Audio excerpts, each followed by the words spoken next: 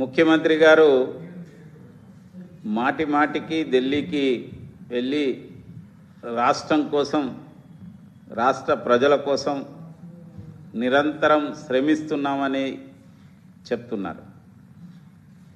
కానీ ఇక్కడ చేయవలసిన పనులు చేయకుండా తన యొక్క వైఫల్యాల నుంచి దృష్టి మరల్చడం కోసం ఢిల్లీ యాత్రలు చేస్తున్నారు. నేను ఒకటే అడుగుతున్నా, ముఖ్యమంత్రి గారు వెళ్ళి యూరియా కొరత ఉన్నదని చెప్పి కేంద్ర మంత్రి గారిని కలిసి అప్పీల్ చేశారు.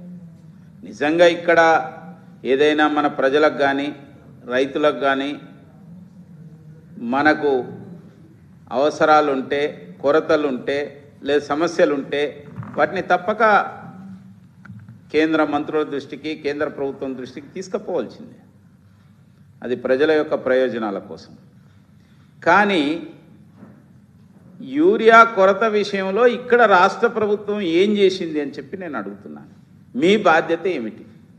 ఎందుకనంటే నిజానికి ఇవాళనే రాష్ట్ర ప్రభుత్వం చెప్పింది, గత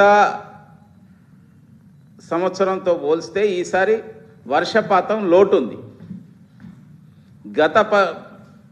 గత సంవత్సరంతో పోలిస్తే ఇప్పుడు రైతులు భూమి సాగు తక్కువ జరిగింది. రెండో వైపు ఏంటంటే గత సంవత్సరంతో పోలిస్తే ఇప్పటికే వర్షాకాలం సీజన్లో కేంద్ర ప్రభుత్వం 12.4% అదనంగా యూరియా తెలంగాణకు సరఫరా చేసింది. ఇది ప్రభుత్వ లెక్కల ప్రకారమే. మరి ఎందుకు కొరత ఏర్పడ్డది? దేశంలో ఎక్కడ లేదు కొరత. కాంగ్రెస్ ఉంటేనే షాపుల ముందు ధర్నాలు, కొట్లాటలు, లేదంటే లైన్లు, చెప్పుల లైన్లు, మిగతా లైన్లు, ఇవన్నీ జరుగుతూ ఉంటాయి.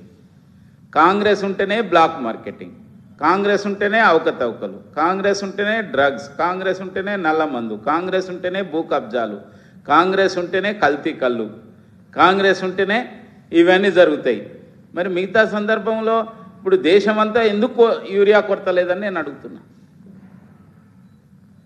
పైగా లాస్ట్ ఇయర్తో పోలిస్తే 12.4%. ఇప్పుడు వర్షాకాలం సీజన్. యాక్చువల్గా మనకి యూరియా రైతులు వేసేది ఎప్పుడు వేస్తారంటే నాట్లు వేసిన తర్వాత, మొదటి కలుపు తీసిన తర్వాత యూరియా వేయడం స్టార్ట్ అవుతుంది. అసలు ఇంకా ఇది జూన్, జూలై 1 ఎప్పుడైనా మన దగ్గర జూలై 1 వీక్లో వర్షాలు వచ్చి అప్పుడు అవుతుంది. ఈసారి కొద్దిగా ముందు పడ్డాయి.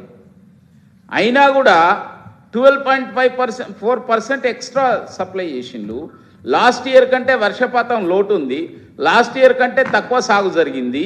మరి ఏమైపోయింది అంటే ఇవాళ రాష్ట్ర ప్రభుత్వం యొక్క చేతగానితనం వలన, అవకతవకల వలన మరి యూరియా వ్యవసాయేతర యొక్క అవసరాల కోసం తరలిపోతున్నదా?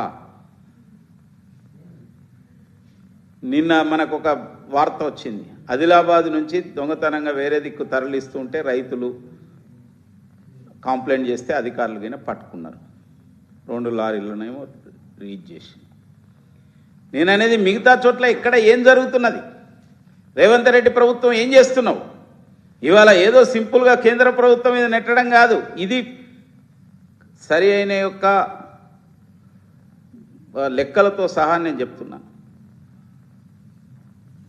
వాళ్ళ ప్రభుత్వ లెక్కలే ఈ విధంగా చెప్తున్నాయి. ఒకవైపు వర్షపాతం లోటు ఉన్నది, గతంలో కంటే తక్కువ సాగు జరిగింది, పోయిన సంవత్సరం కంటే 12.4% ఇప్పటికే అదనంగా సరఫరా జరిగింది. అంటే బ్లాక్ మార్కెటింగ్ తరలిపోతున్నదా? అనేక చోట్ల 266 రూపాయల కేంద్ర ప్రభుత్వం యూరియా అమ్మాలంటే కొన్ని చోట్ల 280కి అమ్ముతున్నారు, 300కి అమ్ముతున్నారు, 320కి అమ్ముతున్నారు. ఏం చేస్తుంది ఈ ప్రభుత్వానికి? నియంత్రణ ఉందా లేదా? అంటే ఇవన్నీ కూడా తన వైఫల్యాల నుంచి దృష్టి మరల్చడం కోసం చేస్తున్న యొక్క నాటకం.